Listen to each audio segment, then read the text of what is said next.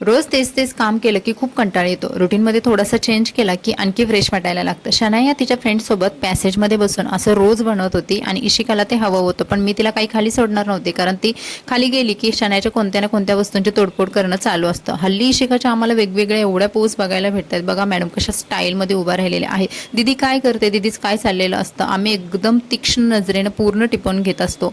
हे स्टँड आहे ना, ते मला bedroom to hall, hall to bedroom असं करावं लागतं. त्यानंतर मग आमची मैफिल सुरू झाली. मी छान असं गाणं वगैरे म्हणत होते. आता तसं तर माझा आवाज एवढा छान नाही आहे, पण ना स्वतःच्या आवडीनिवडीच्या गोष्टी केल्या ना, आपण जेव्हा कंटाळलेलं असतं तेव्हा खूप चांगलं वाटतं. इशिकाला पण मी माईक दिला बोलायला आणि मॅडम आमच्या माईकमध्ये बोलण्यापेक्षा माईकच खायला लागल्या, कारण तिला हल्ली कसं झालेलं आहे, कोणती गोष्ट दिली तर ती पहिल्यांदा तोंडामध्ये घालते, कारण तिचे दात आहे ना खूप सळसळ करतायत.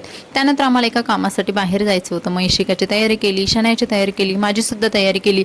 आता कुठे बाहेर जायचं म्हटलं ना, या तिघींची तयारी करून एवढा कंटाळा येतो, वाटतं की नको बाहेरच जायला नको, घरीच थांबावं. पण रोज रोजचं तेच तेच काम करून ना इतका कंटाळा आलेला असतो. म्हटलं चला थोडंसं बाहेर जाऊन फ्रेश पण होऊन यावं आणि थोडंसं आपली जी कामं पेंडिंग आहेत ती पण करून यावी. पावसाळ्यात ना आपल्या हातामध्ये कितीही दुसऱ्या गोष्टी असू द्या, छत्री किंवा रेनकोट घेणं गरजेचं आहे. पावसाचा भरोसा नाही. पप्पा आमचे खाली येऊन अगोदरच आमची वाट बघत होते, कारण ते आज थोडे जॉबवरून लवकर आले होते आणि आम्हाला बाहेर जायचं होतं. पण पावसाने जात्या टायमिंगला एवढा जोर धरला, त्यामुळे आम्हाला थोडा वेळ थांबावं लागलं आणि आमचं जे काही काम होतं ते आम्ही करून घेतलं. त्यानंतर मग इकडे आलो खाऊ गल्लीमध्ये. खाऊ गल्लीमध्ये म्हटलं चला आज दाबेली खावी. मी बऱ्याच दिवसांपासून इथली दाबेली खाते, पण आता खूप दिवसांचा गॅप पडला होता. दाबेलीची प्राईस थोडी वाढलेली आहे, पण टेस्ट आहे तशीच आहे. इशिकाला थोडी शेव दिली आणि शनाया सुद्धा फर्स्ट टाइम दाबेली खात होती, कारण त्याच्यामध्ये कांदा असतो, त्यामुळे मॅडम खायलाच बघत नाही.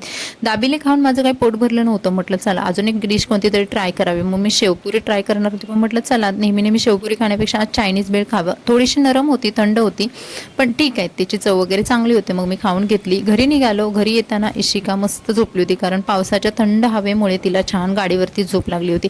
मग आम्ही घरी पोहोचलो आणि इशिकाला मस्त झोपवलं. त्यानंतर मग घरी आणलेला हा खाऊ सुद्धा म्हटलं शेअर करावा, तर आम्ही येताना रवा केक घेऊन आलो होतो आणि रवा केक सुद्धा माझा फेवरेट आहे. असा मस्त मऊ लुसलुशीत असा हा रवा केक असतो आणि खूप आवडतो मला. मागच्या वेळेस त्यांनी पायनॅपल केक आणला होता, पण तो मला आवडला नव्हता, कारण तो खूप सुका सुका होता, म्हणून यावेळेस त्यांनी रवा केक आणला होता.